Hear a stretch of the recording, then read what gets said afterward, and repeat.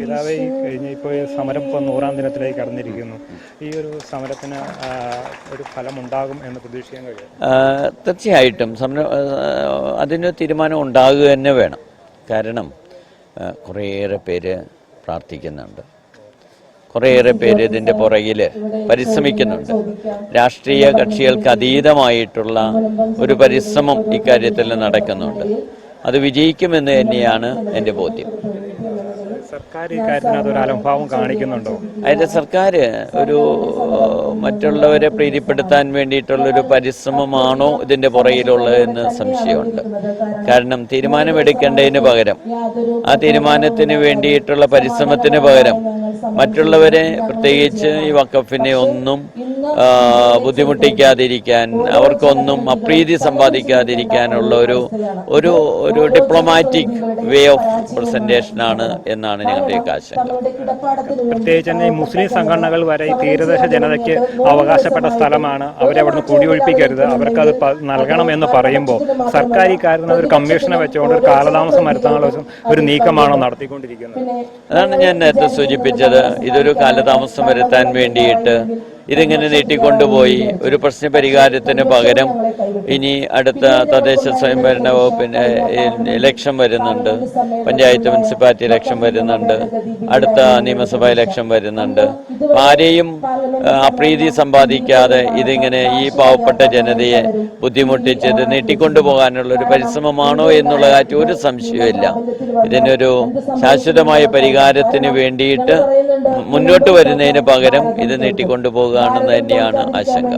ഈ മുനമ്പം ജനതയുടെ ഒരു വിഷമം രാജ്യമാകെ ശ്രദ്ധിക്കപ്പെടാൻ ഈ സമരം ഇടയാക്കി എന്നത് നമുക്കാണ്. അത് തീർച്ചയായിട്ടും. കാരണം ഈ 610 കുടുംബങ്ങൾ ആരംഭിച്ച ഈ സമരം ആദ്യ സമയത്ത് മാധ്യമങ്ങളൊന്നും ഇത് എടുത്തിട്ടില്ല, രാഷ്ട്രീയ കക്ഷികളൊന്നും കൂടെ ചേർന്നില്ല. ഇത് പാവപ്പെട്ട ജനതയോട് ഐക്യദാർഢ്യം പുലർത്തിയ ഇവർ മാത്രമേ ഉള്ളൂ. രാഷ്ട്രീയ തലത്തിലോ മാധ്യമ രംഗത്തോ ഒന്നും വന്നില്ല. പക്ഷെ ഇന്ന് ഇത് ലോകമെമ്പാടും, പ്രത്യേകിച്ച് ഭാരതത്തിലുടനീളം, ഏറെ പ്രത്യേകമായിട്ട് കേരളത്തിൽ ഇത് ചർച്ച ചെയ്യപ്പെടുന്ന ഒരു വിഷയമാണ്. ഇത് തീർച്ചയായിട്ടും എല്ലാ ജനതകളും, ഇത് ജാതിക്കും മതത്തിനും കക്ഷി രാഷ്ട്രീയത്തിനും അതീതമായിട്ടുള്ളൊരു തീരുമാനത്തിലേക്ക് എത്തണം.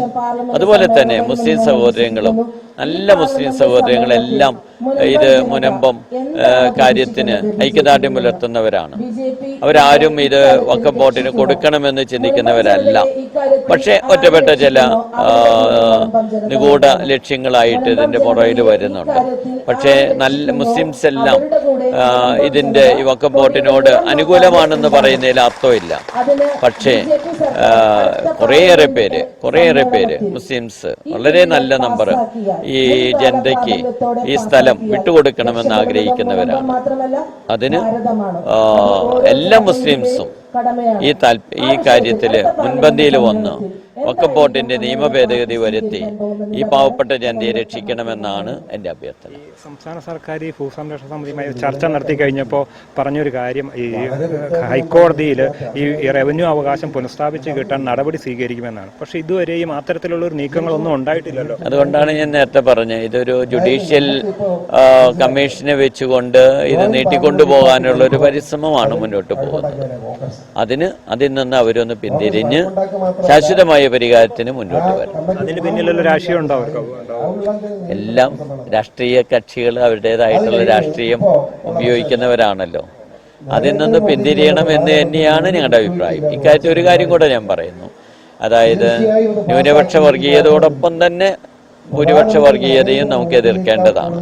ന്യൂനപക്ഷ വർഗീയതയും മാത്രം പറഞ്ഞിട്ട് കാര്യമില്ല, ഇത് രണ്ടും എതിർക്കേണ്ട കാര്യമാണ്. ഇത് രണ്ടും ആപത്കരമാണ് എന്നുള്ളതും കൂടെ ഓർമ്മിപ്പിക്കണം. ഇവർക്ക് അവകാശങ്ങൾ പുനഃസ്ഥാപിച്ച് കിട്ടുക തീർച്ചയായിട്ടും.